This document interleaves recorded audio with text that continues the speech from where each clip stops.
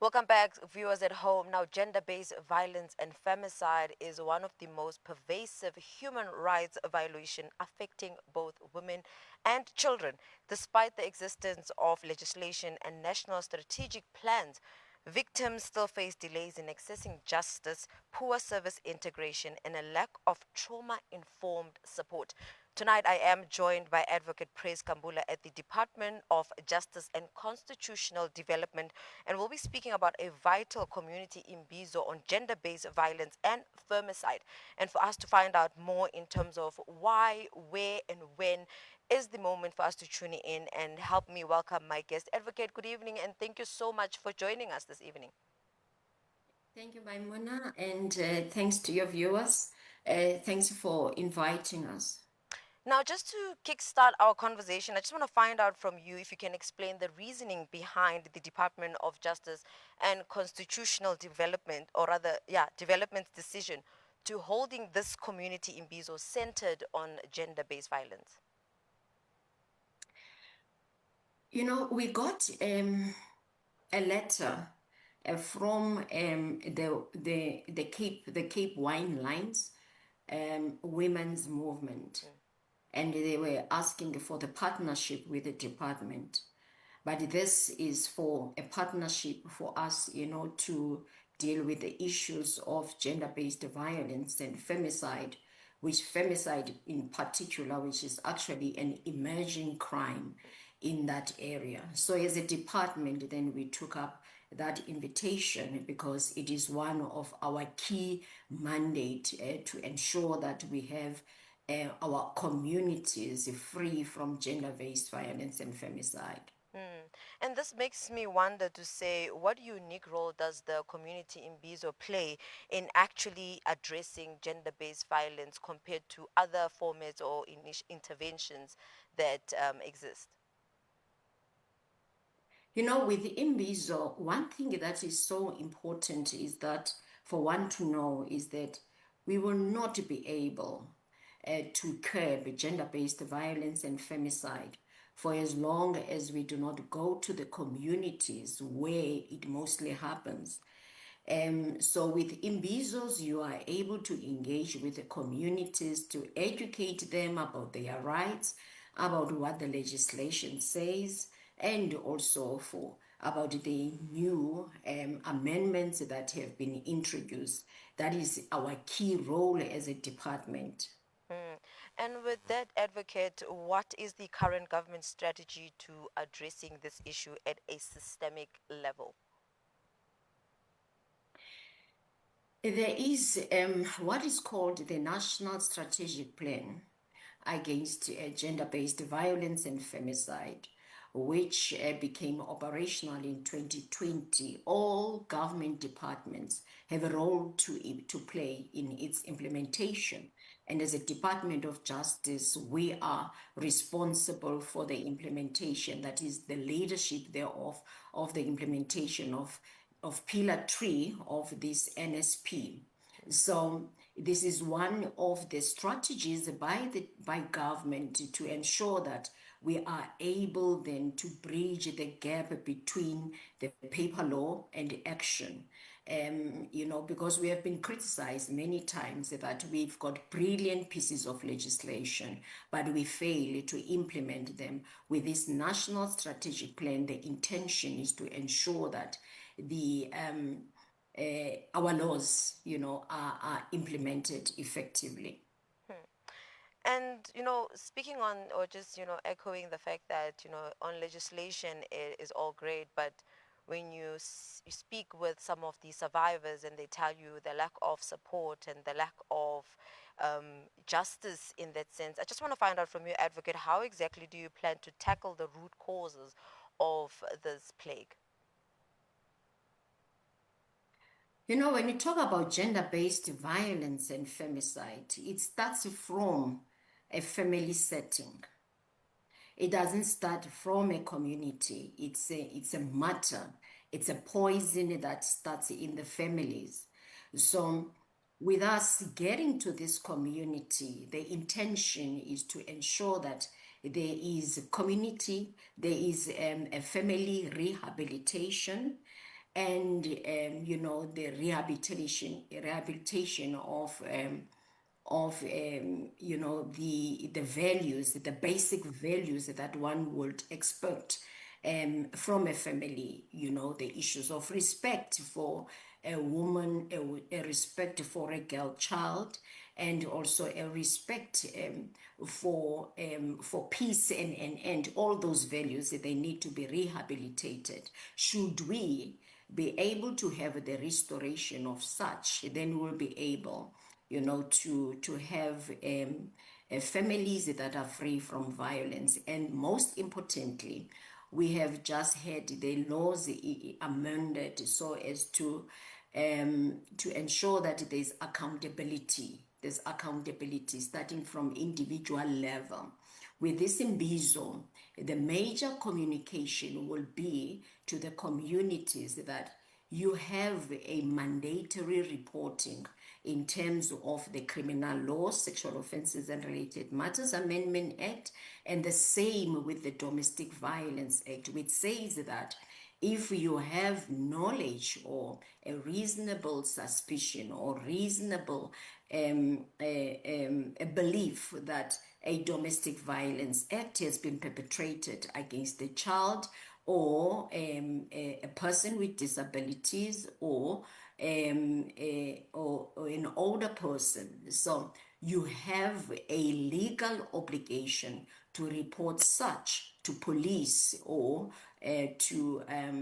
to the social workers, and failure to do so amounts to a crime. So we need now to communicate that to the communities so that they know that they also have a role to play. Because, I mean, police are not, domestic violence mostly happens behind closed doors where there is no police officer, where there is no prosecutor, there is no magistrate. So, but then the family members are there. So we need them to empower them with their rights and also to inform them of their legal obligations so that they partner with the criminal justice system in terms of curbing gender-based violence and femicide. Speaking on, partnering with the justice system, what steps is the department taking in collaborating with local stakeholders to make this, communities much safer for women and children? It's exactly that. It is for people to know their rights. Many people do not know.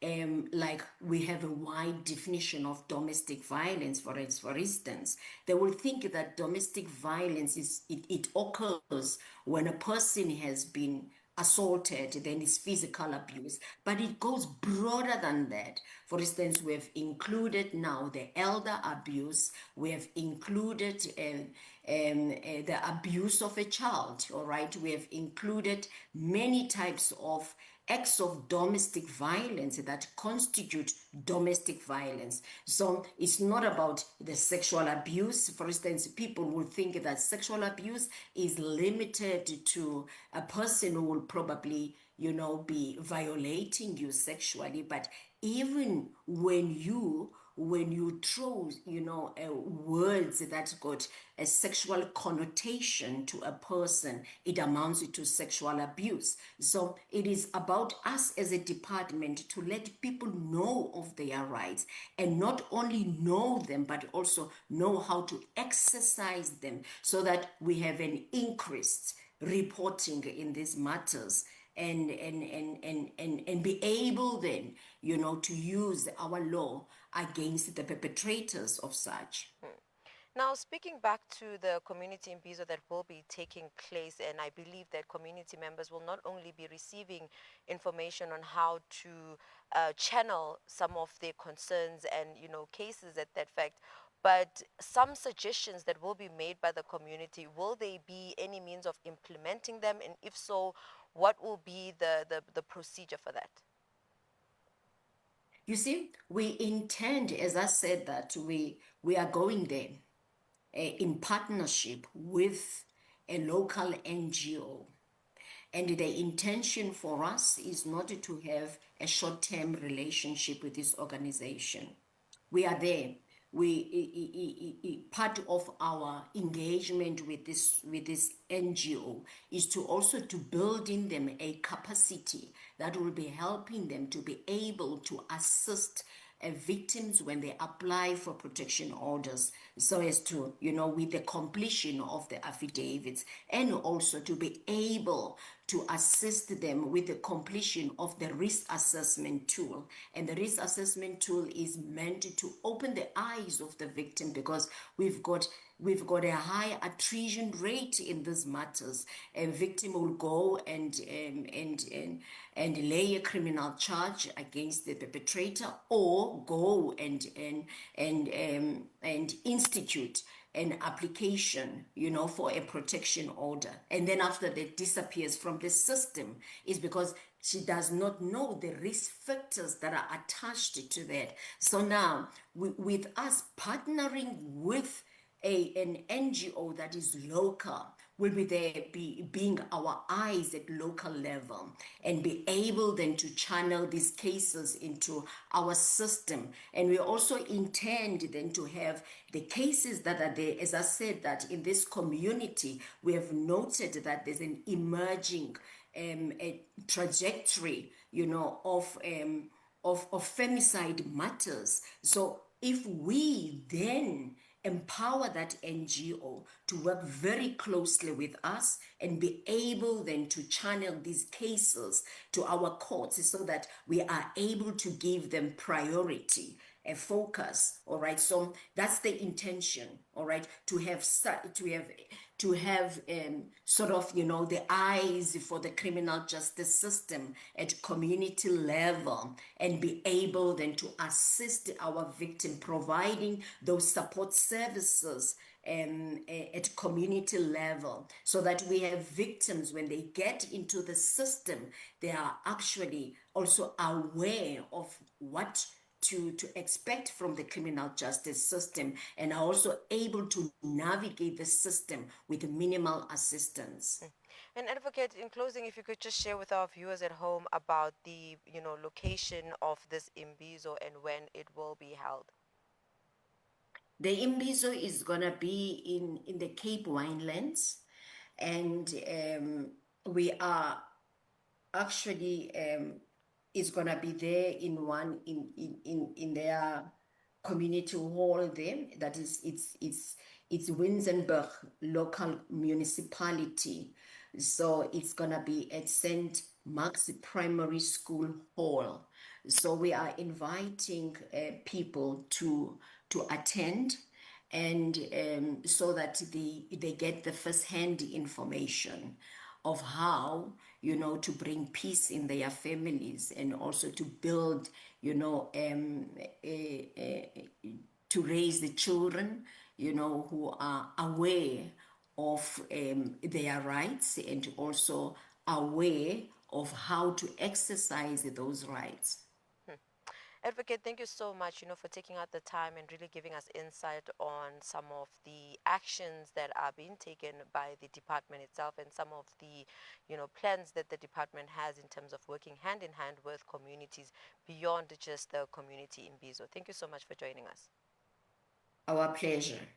Viewers at Thank home, that you. was Advocate Praise Kambula from the Department of Justice and Constitutional Development, who was sharing with us in terms of the Imbizo that will be taking place, and hopefully, local community members and all individuals who can make it can attend to fruitfully contribute to that conversation, and helping us curb this, pervasive human rights violation that is really eating away at our communities and homes. But for now, let's head over to a net break. We'll see you just after this.